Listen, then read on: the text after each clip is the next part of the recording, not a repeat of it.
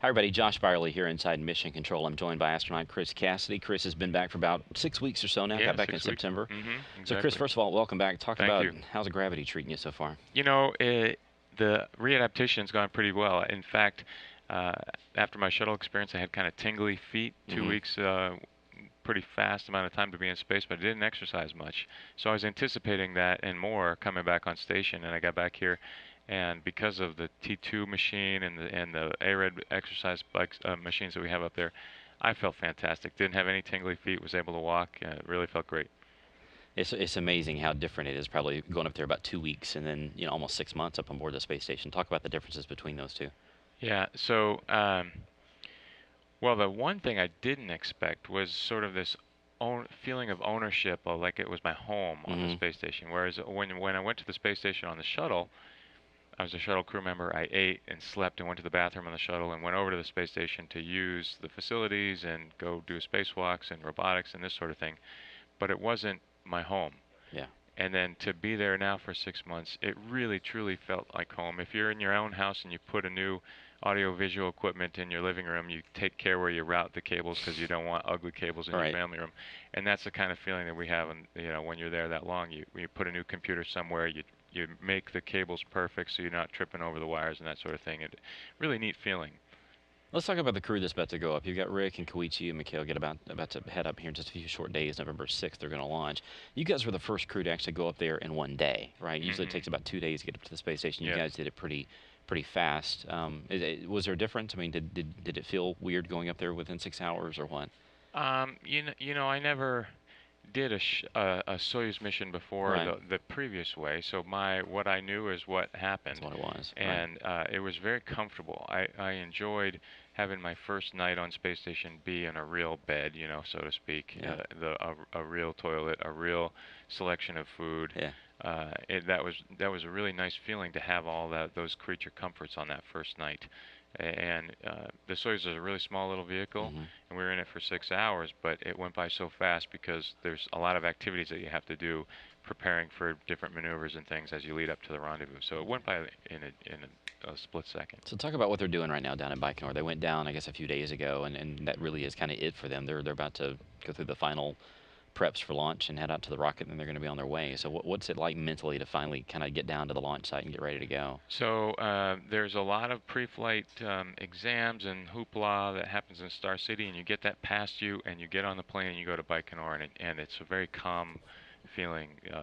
It's a slow pace. You're there for 2 weeks.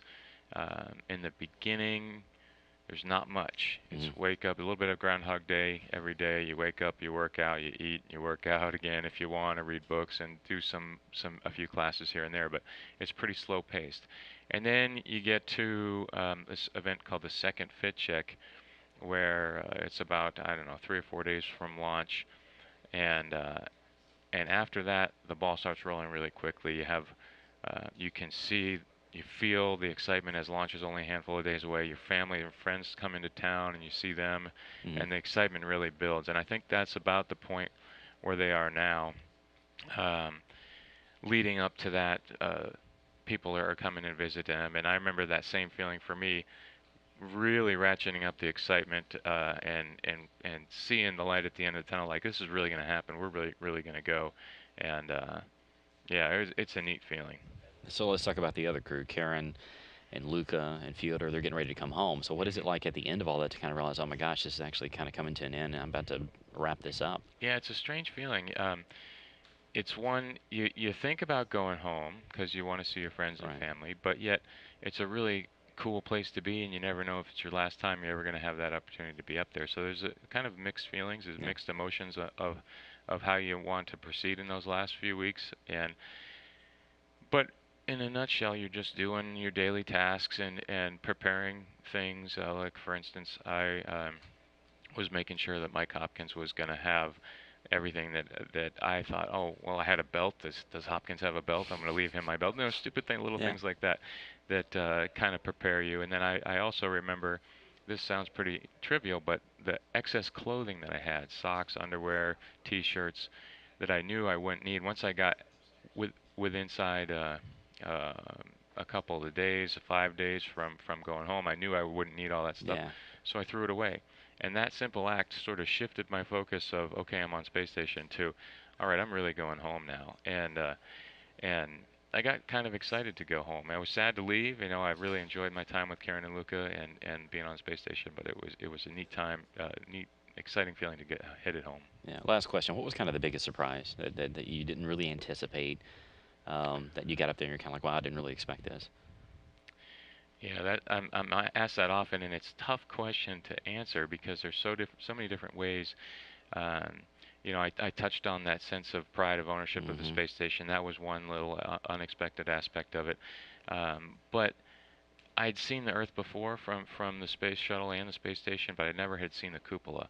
Yeah. And I think that was probably one of the most surprising things, is just how magnificent the cupola views are, and you can just get lost up there for hours and sit there and look out the window and really take in the beauty of the planet as it goes by underneath us. So that's probably the biggest thing, was just the magnificent beauty of the cupola. I appreciate it, Chris. Yeah.